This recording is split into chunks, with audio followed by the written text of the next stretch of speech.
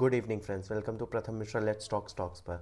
आप सभी को हैप्पी दिवाली और उम्मीद करते हैं कि ये साल आपके लिए बहुत ही अच्छा जाए। ये स्टॉक मार्केट में आप ये साल बहुत अच्छा पैसा बनाएं। ये साल जो कि पिछला साल एक म्यूटेड साल रहा, पर ये साल हमें निफ्टी में भी ग्रोथ देखने को मिले, हमें इंडेक्सेस में भी ग्रोथ मिले, जिसका हमारा पैसा बनाने की जर्नी थोड़ी और इजी रहे और हम अपने इस नॉलेज के अपने इस ज्ञान के रास्ते को हम थोड़ा और तेज़ी से इसको आगे बढ़ाते चले, जिससे कि हमें इसमें ज़्यादा कॉन्फिडेंस आए मार्केट्स में और हम ज़्यादा अच्छे तरीके से पैसा डिप्लॉय करके अच्छे ज़्यादा एक तेज़ी से पैसा बना सकें। तो चालू करते हैं। मार्केट में काफ़ी तेज़ी बनी हुई है।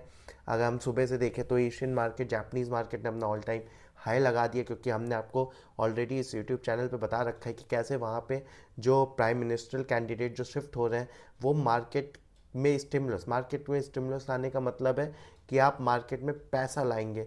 मार्केट में पैसा आप कैसे लाएंगे? जैसे अभी जीएसटी रिलीफ मिला, आप नए बॉन्ड्स इशू करेंगे, आप इंटरेस्ट रेट में थोड़ी कम करेंगे। तो अगर वैसा लीडर होता है तो उस कारण से मार्केट बहुत खुश होता है। इस कारण जापानीज़ भी अपने ऑल टाइम हाई बनाया। चाइनीज़ डेटा है, चाइनीज़ जीडीपी डेटा है जो कि 4.8% आया, जो कि उम्मीद से थोड़ा कम था। बट हमने बात कर चुका है कि ये बुल रन चल रहा है और यहाँ पे बुल रन जब तक ये चल रहा है तब तक किसी डेटा से कोई फ़र्क ग्लोबल मार्केट को नहीं पड़ता है। बस एक अगर हम देख लें इमर्जिंग मार्केट्स में, तो एक इंडियन मार्केट ही है जो लैगर्ड बिहेव करती है। बाकी सब बहुत अच्छा परफॉर्म कर रहे हैं। लगभग 25% का डिफरेंस आ रखा है emerging market versus Indian market में। तो ये गैप हम उम्मीद करते हैं कि कभी ना कभी रिसेंट में बढ़ जाएगा। But so far Chinese market का भी रिजल्ट वैसा था। तो अगर हम बात करें तो जो यूएस में भी जो डेटा आ रहा है, अगर एक रीसेंट रिपोर्ट आई थी कि अगर हम यूएस में एआई के ग्रोथ को हटा दें तो यूएस की जीडीपी ग्रोथ से 0.16% या 0.15% ही ग्रो करी है। तो आप देख सकते हैं जो पूरा ही जो बुल रन आ रखा है, जो पूरी ग्रोथ आ रखी है, वो सिर्फ एआई गवर्न और चिप स्टॉक से ही रिलेटेड आ रखी है। तो जब तक हम वो अच्छे नहीं करेंगे हम उस रेस में बहुत आगे नहीं पहुंच पाएंगे।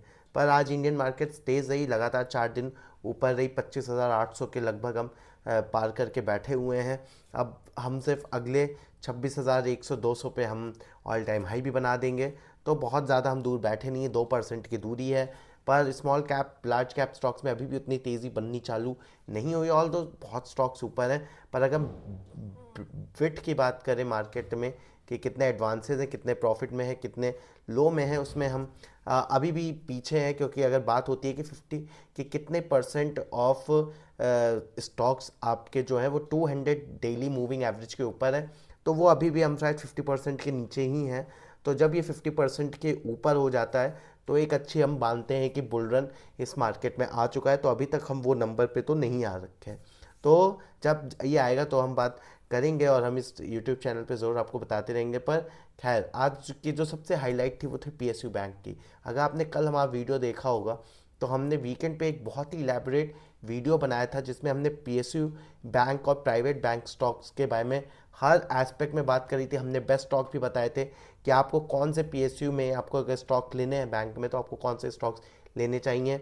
हमने उसमें मेंशन किया था bank of India, Indian bank. अगर आप देखें तो आज काफ़ी तेज़ी उन बैंक के शेयर्स में देखने को मिली है। आज उन्होंने लीड किया है आज, और जो एक लीडिंग बैंक था वो साउथ इंडियन बैंक था जिसने लीड किया है। तो अगर आपको एक बहुत ही कंफर्म थीसिस चाहिए, बेस चाहिए, अगर आपको उसमें पैसे डालने हैं, बहुत कॉन्फिडेंटली पैसे डालने, इस साइकिल को खेलना है, तो आपको हमारा वो वीडियो ज़रूर देखना चाहिए। हमने कल बहुत इलेबोरेट वीडियो बनाया था और ये साइकिल मैं 3 साल पहले खेल चुका हूँ। इसमें अगर आप इस साइकिल को सही से भी पकड़ेंगे तो आप इंडेक्स में भी अपने पैसे को लगभग 60-70% आप कर सकते हैं। आपको बैंक चूज़ करने की भी दिक्कत नहीं है। आप सिर्फ बैंक इंडेक्स में पैसा डालें और वो आपको 60-70-80% का रन दे देगा। और आपको बस डेटा पॉइंट्स देखते रहने हैं। बैंक्स के डेटा जो रहते हैं वो एक प्रेडिक्टेबल डेटा होते हैं।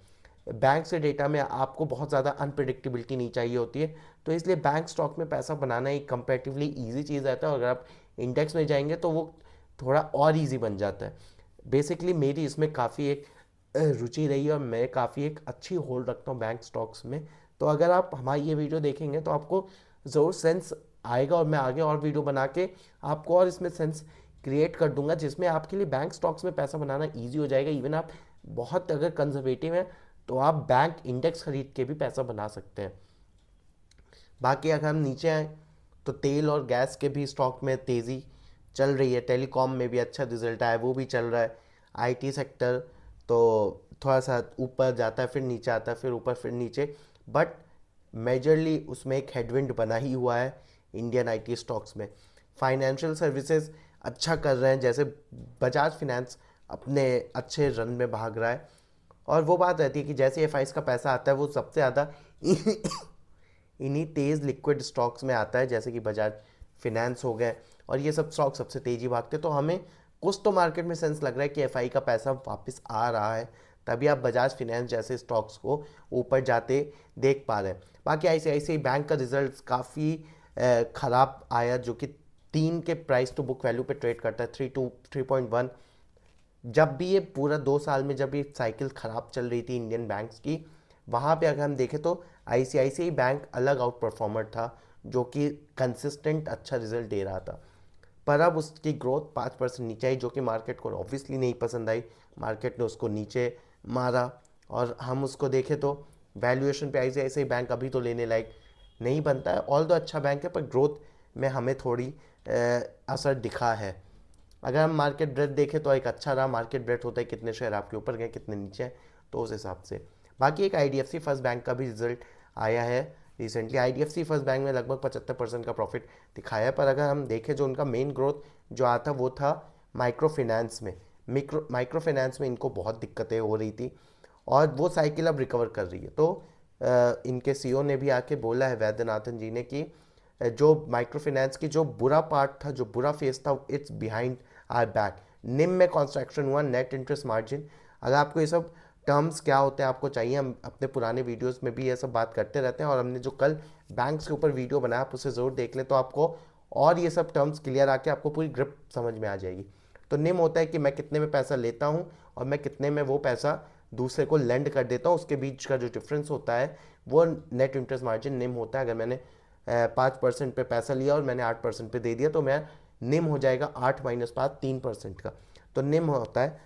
तो निम जब से ये आपकी इंटरेस्ट रेट गिर रहे हैं तब से निम कॉन्ट्रैक्ट हो रहा है, क्योंकि मैंने एफडीज लोन ये सब पहले से ले रखा है, पर मैं जो लोन जो मैंने दे रखे हैं वो फ्लोटिंग रेट पे होते हैं, वो रीएडजस्ट कर जाते हैं।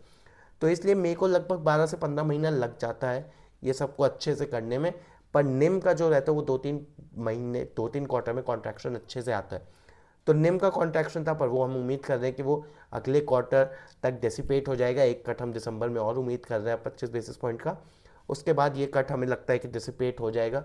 अगर हम देखें तो SMA 1 SMA 2, SMA 1 क्या होता है, SMA 1 होता है कि आपको 30 से 60 दिन में कितने लोगों ने आपको पैसे नहीं दिए हैं, SMA 2 होता है कि आपको 60 से 90 दिन में कितने लोगों ने अपनी ईएमआई नहीं भरी है, तो वो आता है SMA 1। तो SMA 2 और SMA 1 SMA 2 जो माइक्रो फाइनेंस का बकेट है आईडीएफसी फर्स्ट बैंक की, उसमें काफ़ी अच्छी इंप्रूवमेंट आई है।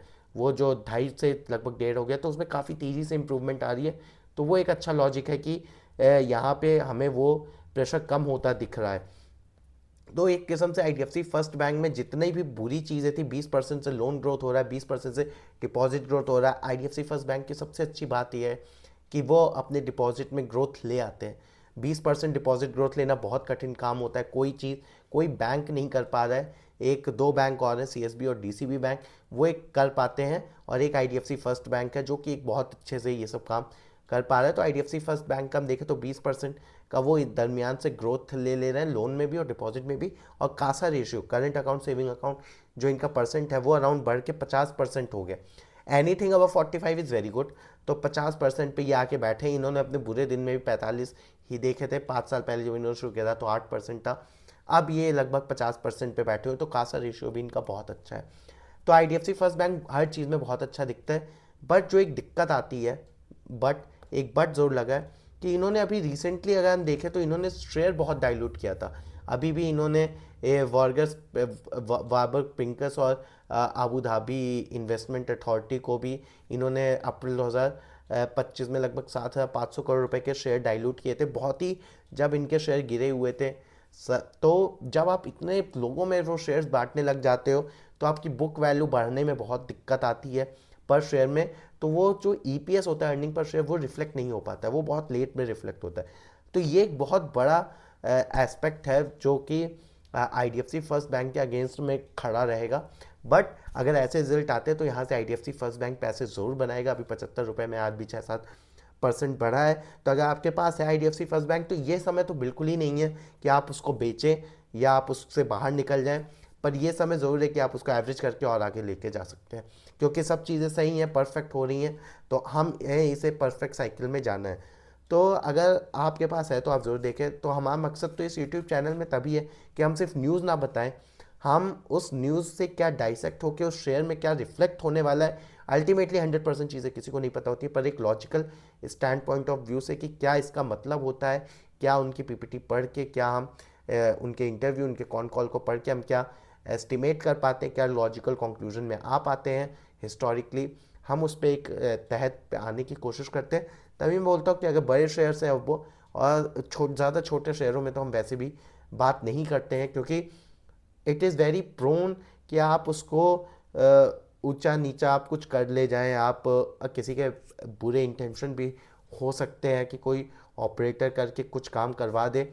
हमारा वो कोई मकसद नहीं है, हम ना उन सब चीज़ों से बहुत दूर रहते हैं। हमारा रहता है काफ़ी लिक्विड शेयर के बारे में हम बात करें, जो कि कई लोगों के पास हैं, जिससे कि ये यूट्यूब पढ़ के उन्हें बस सीधा अंदाज़ा ना लगे कि क्या चल रहा है, उन सिर्फ अपने प्राइजेस ना देखें, बल्कि देखें कि बिजनेस में हो क्या रहा है, कब उन्हें निकलना है, कब उन्हें शेयर खरीदना है। तो अगर वो उस पर देखेंगे तो उससे वो बेहतर इन्फॉर्म डिसीजन ले पाएंगे। तो हमारा मकसद तो टोटल यही रहता है कि हम सिर्फ आके न्यूज़ बता के हम निकल ना जाए, हम उसको बताएं कि आपके इस शेयर पे क्या इम्पैक्ट होने वाला है, आपको लेना चाहिए, रखना चाहिए, बेचना चाहिए, आपको क्या करना चाहिए। हम उसके बारे में पूरे आके बताते हैं लॉजिकल। अल्टीमेटली अगर यहाँ से इन्फॉर्मेशन चेंज होगी तो हम फिर यूट्यूब वीडियो बनाएंगे, हम उस पर फिर से अपडेटेड इन्फॉर्मेशन देंगे। पर आज की ये जो वीडियो है, आज तक की हमारे पास जो इन्फॉर्मेशन है, उस पर हमारी कॉल आईडीएफसी फर्स्ट बैंक पे यही है कि आपके पास है, अगर आपका भाव आ रहा है तो आप उसको बेचें ना, अभी आप रखें। बहुत अच्छी साइकिल इनकी वापस आ रही है, हमें इस साइकिल को रन थ्रू करना चाहिए। जब तक एक अच्छा जब तक इनको एक हेडविंड या कुछ हमें दिक्कतें और ना दिखें, तो फिर हम इस यूट्यूब वीडियो पे ज़रूर आएंगे, हम बताएंगे और फिर हम आगे की कॉल उस हिसाब से लेंगे। तो हम ये चीज़ आगे देखते रहेंगे। बाकी आप सभी को happy Diwali to you and your family members. Thank you so very much. आप ज़रूर लाइक करें, कमेंट करें, सब्सक्राइब करें, और इस दिवाली पे ज़रूर इस चैनल पे सब्सक्राइब करके बेल आइकन बजा के ज़रूर इस यूट्यूब चैनल को हेल्प करें। Thank you so very much.